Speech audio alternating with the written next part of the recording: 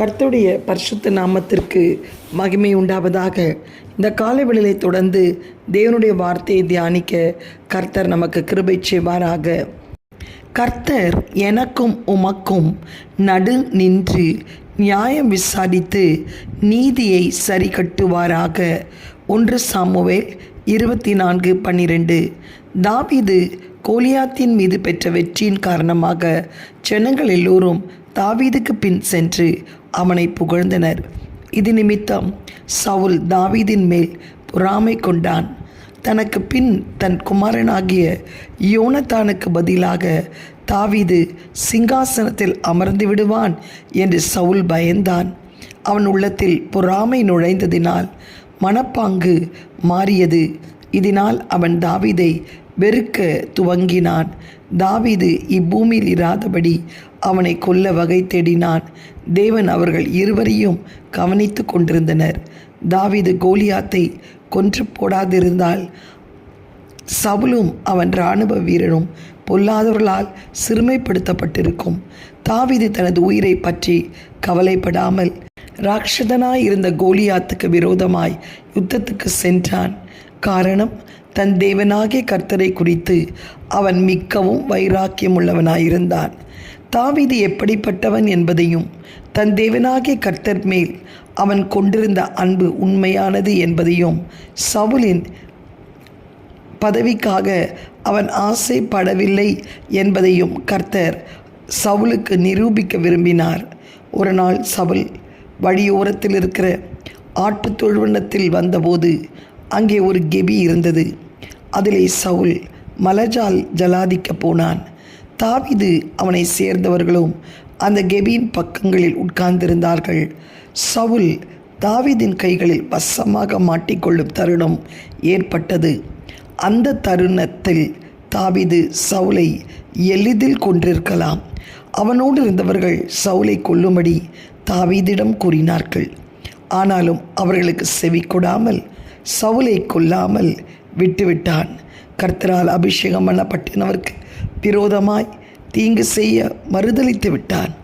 சவுலின் சால்வை தொங்கலை தாவீது அறுத்து எடுத்து கொண்டான். அந்த சூழ்நிலையை கையாளும்படி தேவன் தாவீதை அனுமதித்தார். பழிவாங்குதலை தாவீது தன் கையில் எடுத்துக்கொள்ளவில்லை.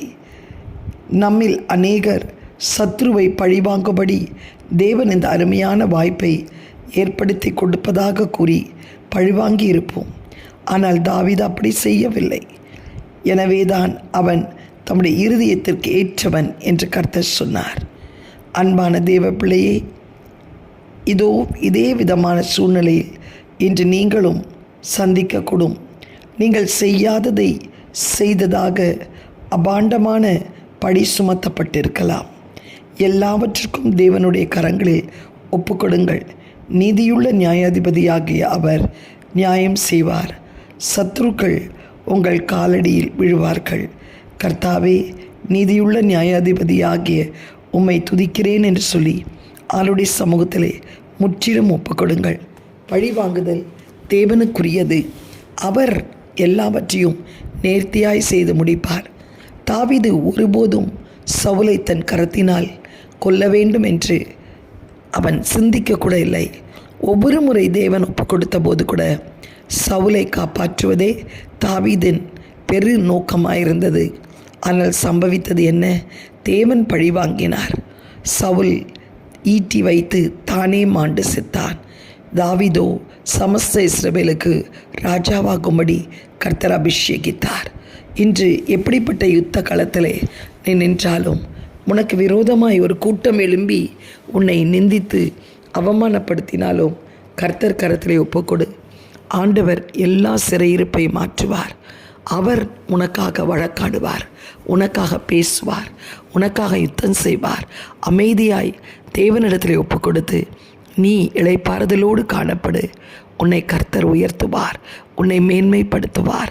அவர் உன்னோடு கூட இருக்கிறார் என்பதை ஜனங்கள் அறியும்படி உன்னை உயர்ந்த ஸ்தானத்திலே நிறுத்துவார். கண்களை மூடி ஜெபிக்கலாமா? எங்களை அதிகமாக நேசிக்கிற நல்ல தகப்பனே, இந்த காலை வேளைக்காய் உம்மை நன்றியோடு ஸ்தோத்திரிக்கிறோம். சூழ்நிலைகள் சூறாவளி போல் மாறினாலும் ஆண்டவர் எங்கள் பட்சத்தில் இருக்கிறீர் என்ற விசுவாசத்தோடு நாங்கள் செயல்பட கர்த்தர் உதவி செய்யும். எந்த சூழ்நிலையிலே தள்ளப்பட்டாலும் தேவனுடைய கிருபை எங்களை ஆளுகை செய்யட்டும். அப்படியே மகிமையின் பிரசன்னம் எங்களை மூடிக்கொள்ளற்ற சுவாமி. பழி வாங்குதல் எங்களுக்குரியதல்ல, அது தேவனுக்குரியது என்று தேவனிடத்தில் விட்டுவிட கர்த்தர் கிருபை செய்யும். தேவனுடைய கிருபை எங்களோடு கூட இருப்பதாக இயேசுவின் மூலம் நல்ல பிதாவே, ஆமேன். God bless you all. Have a blessed day. Amen.